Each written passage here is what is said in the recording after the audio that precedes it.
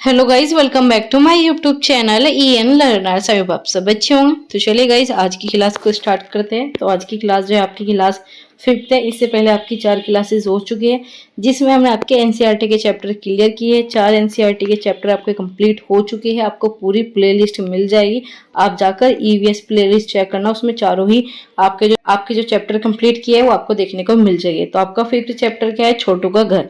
तो गाइस, जो के साथ नया जुड़ा है वो चैनल को सब्सक्राइब कर लीजिए, क्योंकि यहाँ पर आपको ऐसे ही एनसीईआरटी के सारे चैप्टर जो है कवर कराए जा रहे हैं। पूरा कोर्स जो है आपके लिए लॉन्च हो चुका है। तो जो भी चैनल के साथ नहीं जुड़ा वो चैनल के साथ जुड़ सकता है।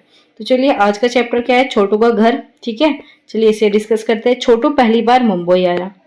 यहाँ पर जो है वो बहुत सारे चित्र देख रहा है, यहाँ पर देख रहा है सब मुंबई के, यहाँ पर देख रहा है। ये सारी चीजें जो है छोटू के मन में है। ये क्या है? ये छोटू का घर है। अब बात करते हैं आगे। ये सब डायग्राम के थ्रू जो है, बच्चों को डायग्राम इसलिए ज्यादा दिए जाते हैं क्योंकि बच्चे जो है डायग्राम के थ्रू ज्यादा बेटर सीखते हैं। इसी वजह से जो है आपको यहाँ पर डायग्राम ज्यादा देखने को मिलेंगे। तो यहाँ पर क्या है, चित्रों में छोटू की कहानी बताई गई है। देखकर बताओ कि छोटू ने पाइप को देखकर क्या सोचा और छोटू ने पाइप को किस तरह से इस्तेमाल किया। यहाँ पर चलिए देखते हैं। ये क्या था? एक पाइप था। छोटू ने पाइप को देखा और इसमें क्या करा? इसमें रहना स्टार्ट कर दिया। घर के तरीके से जो है इस्तेमाल किया। ये सारे क्वेश्चन जो है आपके एक्टिविटीज के लिए होते हैं, आपको ये नहीं देखना।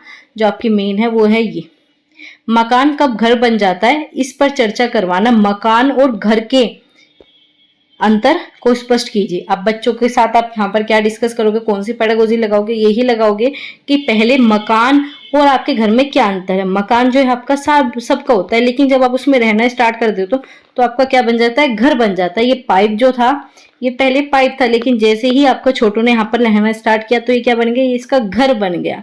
ठीक है, तो यहाँ पर बच्चों को आप डिफरेंस बताओगे घर और मकान का। आगे चलते हैं। यहाँ पर क्या है? अपने घर का चित्र कॉपी में बनाओ और उसमें रंग भरो। बच्चों को क्या एक्टिविटी देंगे कि आप एक चित्र बनाओ। इस तरीके से बच्चा जो है सबसे बेस्ट तरीके से सीखता है। आपकी लर्निंग ये जो तरीके है, इसी के तरीके से सबसे अच्छा सीखेगा। तो यहाँ पर क्या करेंगे? हम डायग्राम के थ्रू बच्चों को कहेंगे अपना घर बनाओ, उसका फोटो चिपकाओ, कॉपी चिपकाओ। इस तरीके से जो हम चिपकाने को कहेंगे। फिर यहाँ पर बात करेंगे तुम्हारे घर में कौन कौन रहता है। तो बच्चे सोचेंगे भाई हमारे घर में दादा मामी ये सारी चीजें रहते हैं। तो यहाँ पर जो है अपना लिखेंगे, मेरा एक भाई है, मम्मी पापा है, चाचा चाची है। इससे क्या होगा? बच्चे को रिलेशन के बारे में पता लगेगा कि घर में कौन कौन रहता है। आगे बात करते हैं। छोटू ने पाइप को अलग अलग हिस्सों में बांटा। तुम भी अपने घर के अलग अलग हिस्सों का नाम लिखिए। तो क्या करेंगे? हम इस पाइप से जो है बच्चों को रिलेट कराएंगे कि तुम्हारे घर में भी अलग अलग छोटे छोटे हिस्से होंगे।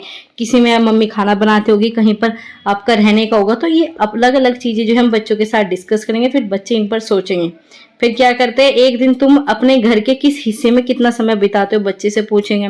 फिर क्या करेंगे? क्या घर का कोई ऐसा हिस्सा है जिसमें घर के लोग ज्यादा समय बिताते हैं? तो बच्चे से पूछेंगे पहले तो तुम ये बताओ तुम किस हिस्से में सबसे ज्यादा रहते हो। फिर उसके बाद बात करेंगे कि तुम्हारे पूरे घर वाले, पूरी फैमिली जो एक साथ टाइम कहाँ पर स्पेंड करती है। तो ये सब जो है बच्चों के लिए हो गए। आगे बात करते हैं आपका यहाँ पर बच्चों से अपने घर की बातचीत की संवेदनशीलता से करने की जरूरत है। मतलब बहुत ही अच्छे से संवेदनशील तरीके से करोगे। घर पर अलग अलग तरह के होते हैं, क्योंकि सब बच्चों के घर अलग अलग तरह के होंगे। सब बच्चों के घर ऐसे नहीं होंगे जैसे बाकी के होंगे।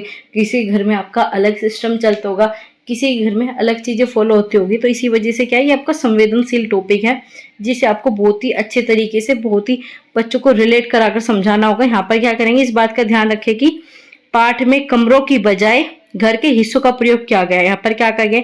कमरे नहीं कहा गया, यहाँ पर क्या गया? घर के हिस्सों का प्रयोग किया गया। घर के हिस्सों के विशिष्ट व्यक्तियों को जानना या ना जानना उनके घर के तौर तरीके को दर्शाता है। ठीक है, यहाँ पर जो है आपका घर के हिस्सों को इसीलिए कहा गया है क्योंकि वहां पर सबके घर के अलग अलग तौर तरीके होते हैं। कोई जानता है, कोई व्यक्ति नहीं जानता। इसी वजह से जो है बच्चों को हम यहाँ पर बात करेंगे, इस चीज से रिलेटेड यहाँ पर आपकी बात करेंगे। यहाँ पर क्या है? पूरी एक पोयम लिखी गई है, घर प्यारा। ये पोएम आप बच्चों को पढ़ाओगे, बच्चों को दिखाओगे कि घर में ये सारी चीजें होती है। ये आपके लिए नहीं है। अब यहाँ पर क्या है? ऐसे दो जानवर के चित्र चिपकाओ जो हमारी मर्जी के बिना घर पर आते हैं। तो बच्चों की एक्टिविटी हो गई। बच्चे यहाँ पर क्रिएटिव थिंकिंग यूज करेंगे। ये भी आपकी पूरी एक्टिविटी का पार्ट हो गई। ये आपके काम की नहीं। यहाँ पर क्या है? टॉयलेट का उपयोग। यहाँ पर अब क्या करेंगे? सिमी ने देखा कि उसका दोस्त बिल्कुल अचानक ठीक महसूस नहीं कर रहा। तब उसने बात की वह उससे बात भी नहीं कर रहा। सिमी, बिल्लू क्या हुआ, तुम क्यों सुस्त लग रहे हो? तो मुझे नहीं पता टॉयलेट कैसे इस्तेमाल करना है। तो यहाँ पर क्या सिखाओगे बच्चों को? टॉयलेट का इस्तेमाल करना सिखाओगे। तो तुम टॉयलेट का प्रयोग ठीक से क्यों नहीं करते? सिमी ने पूछा। उसे ने कहा कि मुझे डर लगता है कि मैं टॉयलेट में गिर जाऊंगा। अरे ऐसी बात नहीं है। तो ये क्या होगा, बच्चे को रिलेट कराएंगे कि जो भी बच्चा डरता होगा टॉयलेट जाने से, या बहुत सी सारी चीजें होती है जिस चीज से बच्चे को डर लगता है उससे हम कहेंगे। अब बच्चा यहाँ पर कोई बच्चा ऐसा भी होगा जिसे किसी और चीज से डर लगता है, तो यहाँ पर वो सारी बातें यहाँ पर बच्चा छेड़ेगा। इससे क्या होगा, बच्चों को ये लगेगा कि हाँ हम भी ये सारी चीजें जो है टीचर के साथ डिस्कस कर पाता है। तो कैसे बना सकते हैं हम जिम्मेदार, ठीक है। यहाँ पर ये बहुत अच्छे पॉइंट है जो कि आप बच्चों के साथ शेयर करोगे। टॉयलेट सीट को ठीक से इस्तेमाल करना सिखाओगे। इस्तेमाल करने के बाद हमेशा फ्लश करना सिखाओगे। आप अपने आप को ठीक से साफ रखें। ये सारी चीज़ें जो हम बच्चे के साथ डिस्कस करेंगे। इसके बाद जो यहाँ पर आपका पूरा इस्तेमाल करना बता रखा है।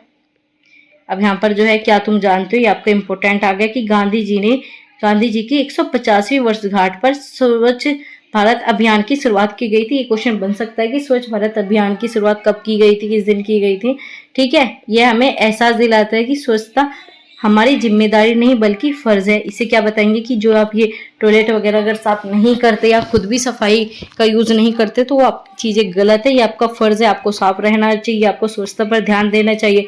क्योंकि गांधी जी की 150वीं वर्षगांठ पर हम स्वच्छ भारत अभियान शुरुआत इसी वजह से किया था। तो ये सब चीजें जो हम बच्चों को रिलेट कराएंगे। आगे क्या है, ये सब बिल्लू ने ये जो भी आपकी सारी चीजें यहाँ पर बच्चे के साथ डिस्कस करेंगे। ये आपके एक एक पॉइंट जो है आपके लिए इंपॉर्टेंट नहीं है, जो भी इंपॉर्टेंट है वो आपके साथ डिस्कस किया जा रहा है। यहाँ पर ये सब हो गया, लता का घर इस तरह से सजाए, ये सब बातें हो गई, ये भी इंपॉर्टेंट नहीं है। यहाँ पर क्या है, पाठ में प्रत्येक बच्चे से अपने घर की सजावट के बारे में पूछेंगे। ये पूछेंगे कि आप सब अपना घर कैसे सजाते हो। बच्चों से विभिन्न प्रकार के अवसरों को सजाने की प्रक्रिया पर बातचीत करेंगे कि आप विभिन्न अवसर जो आते हैं, ईद आती है आपकी या फिर दिवाली आती है, आप किस तरीके से अपने घर को सजाते हो, उसकी पूरी प्रक्रिया क्या है, इस पर बात करेंगे। स्थानीय सामग्री के उपयोग क्या क्या करते हो, कौन से त्योहार मनाते हो, इन सब के महत्व को उभारा जा सकता है, इन सब पर बात की जा सकती है, ठीक है। घर के टॉपिक से आप कितनी सारी चीजें आप रिलेट कर पाओगे, ठीक है। घर को सजाने की प्रक्रिया जानोगे, स्थानीय सामग्री, वहाँ के आसपास की चीजें पूछोगे, त्योहार का पता लगाओगे, तो ये सारी चीज जो है आपकी इस टॉपिक से रिलेट कर सकते हो। यही काम है टीचर का कि आप कोई टॉपिक पढ़ा रहे हो तो उससे रिलेटेड चीजें आप बच्चों को बताइए, और जो टॉपिक पढ़ा रहे वो उनके जीवन से जोड़ी तो बच्चे बेटर सीखेंगे। ये सारी चीजें जो है बच्चों को उसके जीवन से रिलेट कर कर बताई गई है। इसी वजह से जो है आपकी एनसीईआरटी इंपॉर्टेंट हो जाती है, क्योंकि जो इसमें पेडागोजी टर्म है वो आपके लिए इंपॉर्टेंट है। वो बिल्कुल ऐसी ही है जैसे आपके क्वेश्चन पूछे जाते हैं, उसमें आप किस तरीके से सोचेंगे वो ही आपके इन चैप्टरों में बताया गया, ठीक है। इसी वजह से जो है आपकी एनसीईआरटी सबसे ज्यादा इंपॉर्टेंट हो जाती है। ईवीएस में तो आपको एनसीईआरटी पढ़नी ही पड़ती है, इससे आपके कॉन्सेप्ट भी क्लियर होंगे और जो आपकी पेडागोजी है वो भी आपकी क्लियर होगी। तो हम इसमें पेडागोजी भी डिस्कस करते हैं, साथ ही साथ आपके चैप्टर वगैरह भी जो भी आपके लिए इंपॉर्टेंट चीजें होती हैं।